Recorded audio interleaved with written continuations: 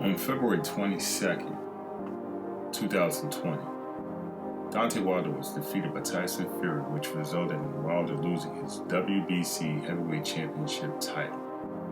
In this video, we'll be taking a look on how Wilder was defeated by Fury in the fight. My name is Vernon F. Miller, and this is Sports News Stream, where we provide the latest content in sports. Please, if you're new to the channel, hit the subscribe button so you can be notified of all the latest content we upload. And if you're already a subscriber, thank you. And please comment along with hitting that like button. We reply to all comments. Well, Deontay Wilder looks like he didn't make any adjustments for the second fight against Tyson Fury, and it cost him his WBC heavyweight championship title. In this video, we're going to go ahead and take a look at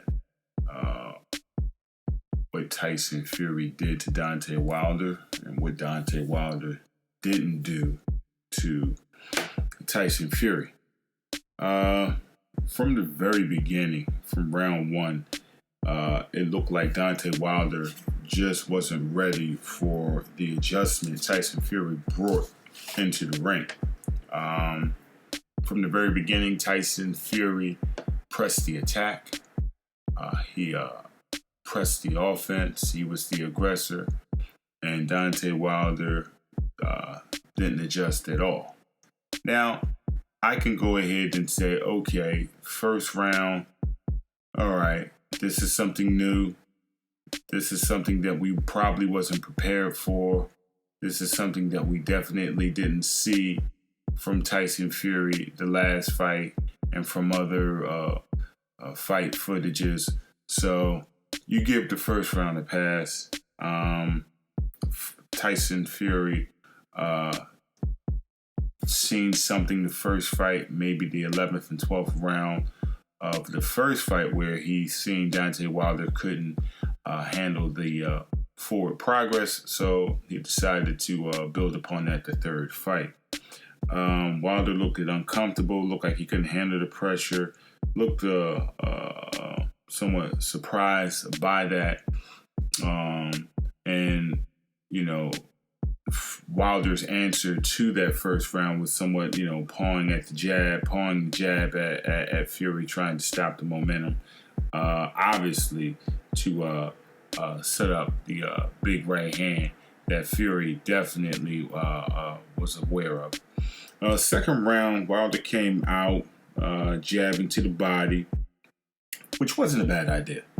Jabbing to the body. Fury came in at 273, 278. So how much conditioning could he good conditioning could he be in at 278, 278? So I get that idea. Jab at the body, slow down that footwork, slow down that movement, so you can start landing your big shots later on in the later rounds. And even with him doing that in the second round, Wilder setting up those jabs to the body, he was able to land a big, strong right hand to Tyson Fury in the second round. So that was something that I wasn't mad at. Wasn't mad at the adjustment that Wilder started with in the second round. Going into the third round, it seemed that Tyson Fury decided to become more aggressive, press the action. And one of the things that I noticed, Tyson Fury was leaning a lot on Deontay Wilder, taking that 278 and just leaning all on his frame. I think Deontay Wilder may have been at 230 at best. So he was still outweighed about, close to 40 pounds. So every chance Tyson Fury got, he was tying him up, leaning on him, laying on him up against the ropes, putting him in a front face lock and leaning on him, leaning on Wilder every chance he got. which was a smart strategy, a smart strategic move there, because it seemed like Wilder looked like he had never had his legs up under him, and then 36 seconds left into the third round, Deontay Wilder gets caught with a right hand, and it seemed like once he got caught with that right hand, it was downhill from there.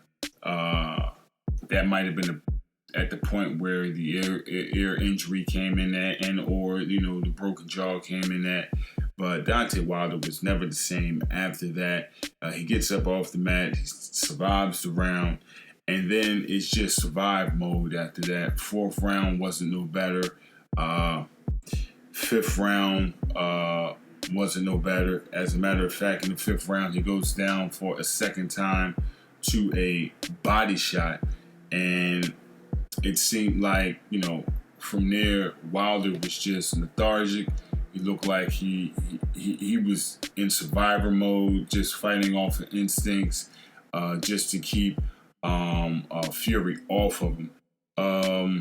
Just a bad output, a bad display by Deontay Wilder and his team for not making any adjustments. From the third round on up, it seemed like Deontay Wilder never ever made any adjustments to nullify the pressure that Tyson Fury was bringing, and his corner never really advised Wilder on what he could do to nullify the pressure of Tyson Fury. I mean, Deontay Wilder was backing straight up, standing in front of him, no head movement, hands pretty much down. I mean, even when he had his guard up and he was in his stance trying to present an attack, he looked like, his the way he was holding his hands, it looked like he was some ex-drug dealer who had to finally stand there and fight, being the fact that his gun ran out of bullets. So now he's got to fight, and you find out that this drug dealer doesn't know how to fight. It looked crazy in there. I mean, Deontay Wilder really got exposed. No head movement. Hands was way too low. I was questioning his conditioning. It's no reason that he should have been that sluggish. He looked like he was sluggish. And then, of course, he's blaming it on his, after the fight, later on, a few days later, he was blaming it on his costume and everything of that nature, which is absolutely ludicrous. But, hey, every time Deontay Wilder said there was, he beat me, no excuses, he came up with an excuse after he said no excuses. So, from my understanding, a third fight has been set for July 18th. We're bringing out another video breaking that down at the MGM Resort in Las Vegas.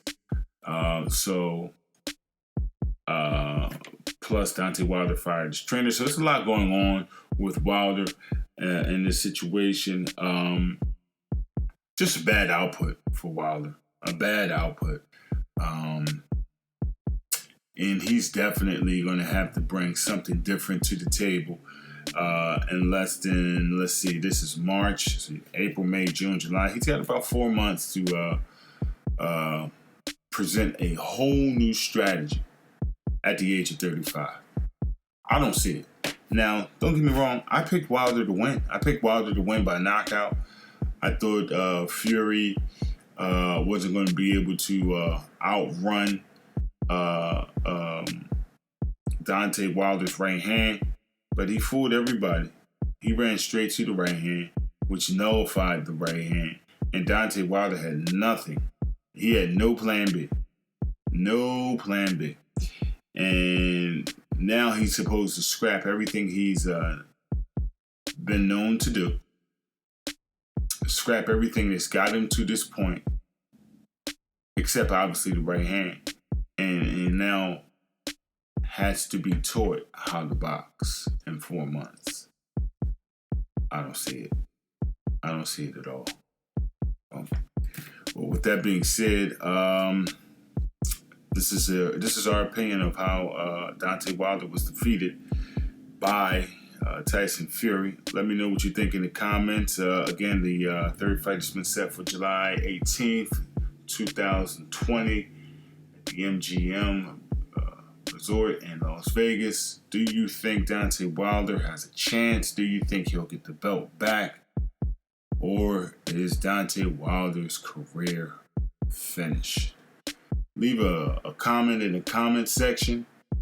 Thanks for all the love and support. Don't forget to hit that subscribe button. And like this video, hit that like button. And that's all we have for now.